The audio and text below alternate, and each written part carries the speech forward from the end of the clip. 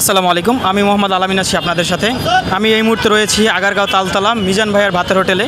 তো এখানে এসে কিন্তু টিপু সুলতান ভাইয়ের সাথে দেখা হইলো।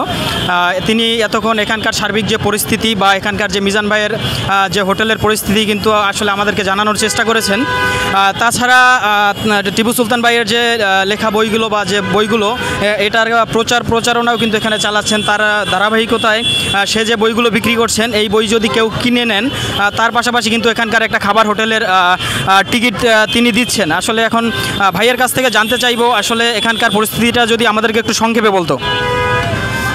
এখানে যা খাবারের অ্যারেঞ্জমেন্ট হচ্ছে তাতে লোকের পরিমাণটা বেশি। আমি মিজানকে বারবার রিকোয়েস্ট করছি যেখানে ডিস্ট্রিবিউশনের জন্য, খাবার পরিবেশনের জন্য লোক বাড়াতে হবে আর রান্নাটা রেডি করে রাখতে হবে। একটা ঢাকা শহরে প্রত্যেকেই ব্যস্ত মানুষ, প্রত্যেকের সময়ের মূল্য আছে। এই এখন আধা ঘন্টা খাবার নিয়ে বসে আছে, এটা মোটেও কাম্য না। যেহেতু আজকেই হচ্ছে, গতকাল এমন হয়নি, আজকেই হচ্ছে। তো মানুষ তো দেখা দেখি শেখে।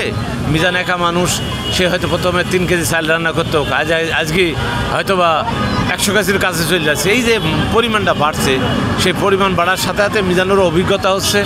মিজান যদি সংশোধন হয় এবং ঠিকমতো দিতে পারে তাহলে লোক আরও বাড়বে। আজকে যদি 1000 লোক